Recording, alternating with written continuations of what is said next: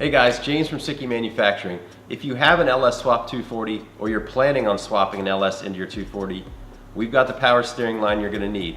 Let's take a closer look.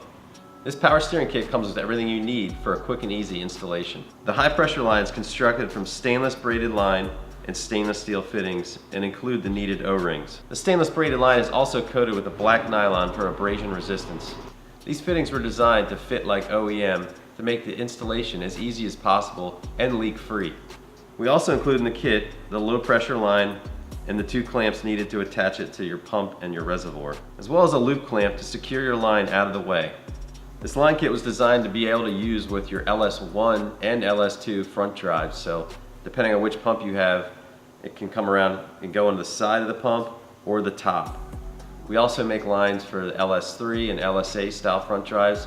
Go to the website to check them out if that's the kind of power steering pump you're running on your LS Swap. We make many other chassis specific LS Swap power steering line kits. To learn more about this one or look at our other power steering line kits, log on to sikky.com or get in touch with one of our knowledgeable sales reps today.